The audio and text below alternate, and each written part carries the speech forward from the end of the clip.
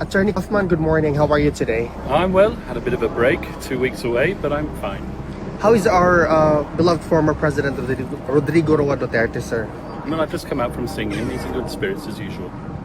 Sir, I have a series of questions. My first one is that the ICC plenary unanimously rejected former President Duterte's request to disqualify 2 judges. What is your reaction to this decision, sir?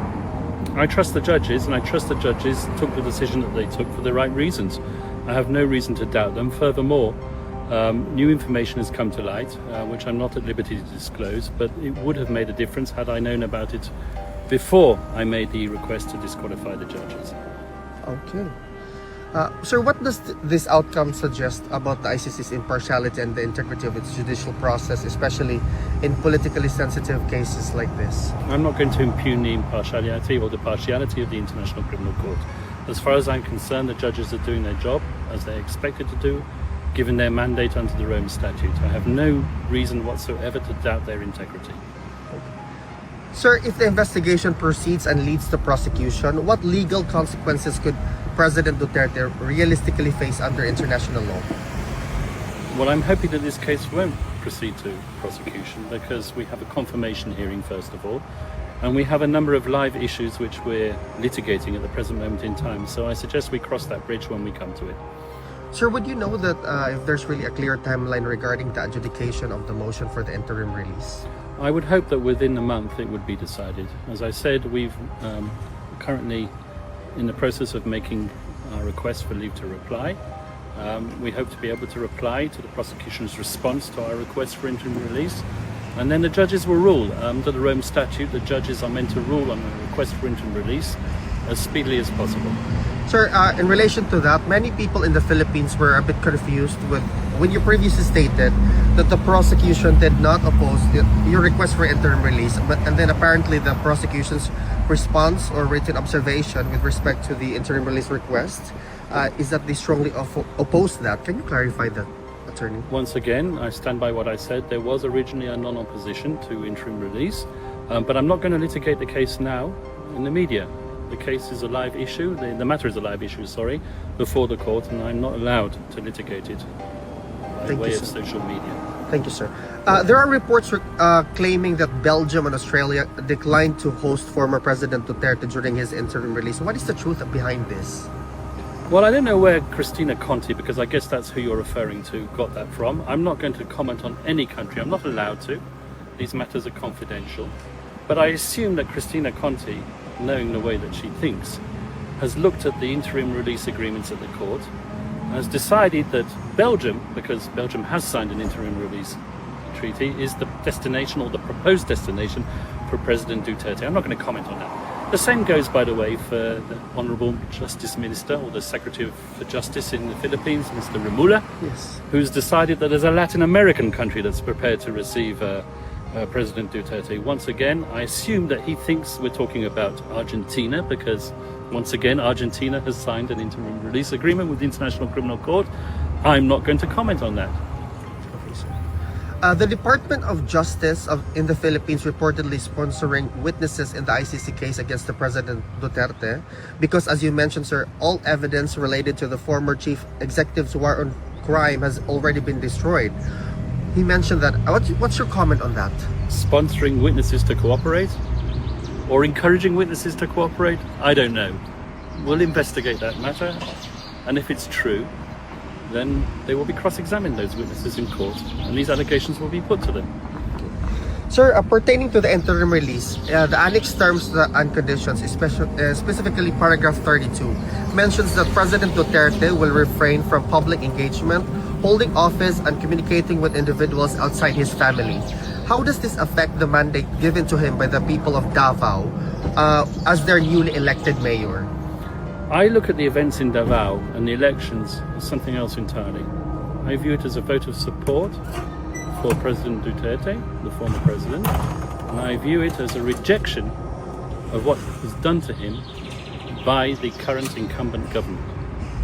I don't view that as a mandate to rule Davao. Yes, of course, if he was released, then he would rule Davao, but he's not.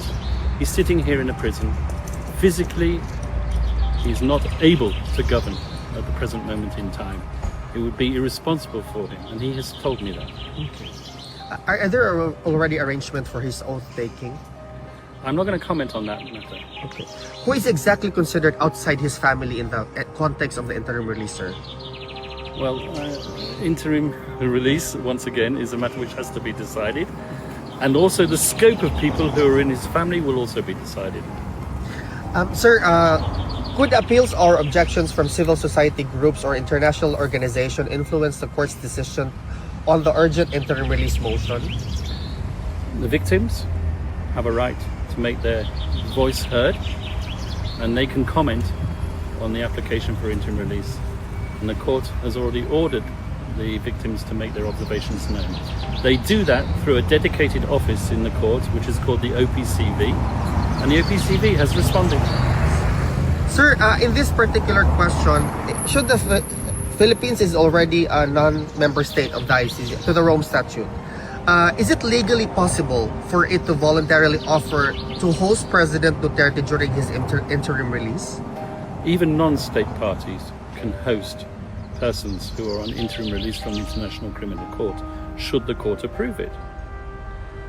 Obviously, we would want President Duterte to go back to the Philippines.